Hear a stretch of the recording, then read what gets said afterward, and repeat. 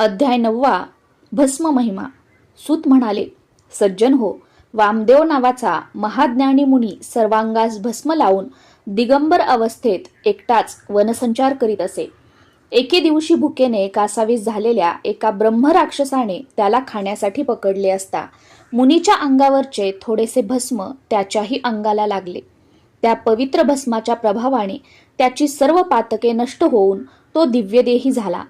त्याला आपल्या पूर्वीच्या जन्माचे ज्ञान झाले। मुनिचरणांना वंदन करून तो म्हणाला, गुरुदेव, तुमच्या दर्शनाने मी पावन झालो आहे आणि आता तुमच्या समोर माझे मनोगत सांगितले तर मी शिवपदास प्राप्त होईन। मग त्या ब्रह्मराक्षसाने वामदेवाला त्याच्या स्वतःच्या दुष्कृत्यांबद्दल, त्याला कोणत्या नरक यातना भोगाव्या लागल्या, कोणकोणत्या जीवकोटीत जन्म घ्यावा लागला ते सविस्तर सांगितले।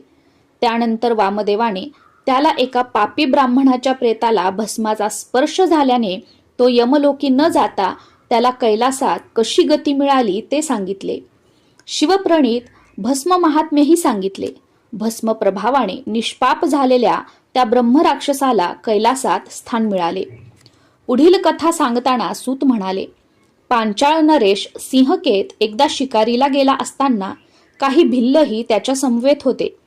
त्यातील एका भिल्लाला भग्न शिवालयात खाली पडलेले एक शिवलिंग दिसले।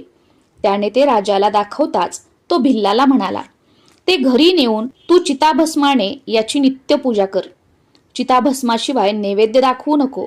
त्याप्रमाणे भिल्लाने ते लिंग घरी आणले व तो त्याची रोज पूजा करू लागला। एके दिवशी खूप हिंडूनही त्याला ताजे चिताभस्म मिळाले नाही, म्हणून तो चिंताग्रस्त झाला। तेव्हा पतीच्या शिवपूजनात खंड पडू नये म्हणून त्याच्या पत्नीने स्वतःला जाळून घेतले। त्या भस्माने त्याने शिवपूजन केले व नेहमीच्या सवयीप्रमाणे नैवेद्य आणण्यासाठी पत्नीला हाक मारली। तर काय आश्चर्य, दिव्य रूप झालेली त्याची पत्नी नैवेद्य घेऊन आली। पूजन झाल्यावर आपल्या पत्नीला जिवंत पाहून त्याला मोठे आश्चर्य वाटले। शिवकृपेने तोही शिवरूप झाला आणि पत्नीसह शिवलोकी गेला। हे वृत्त कळताच सिंहकेतही शिवभक्ती करू लागला आणि अंती शिवपदास पोचला। अध्याय 9 समाप्त। श्री सांब सदाशिवार्पणमस्तु। शुभम भवतु।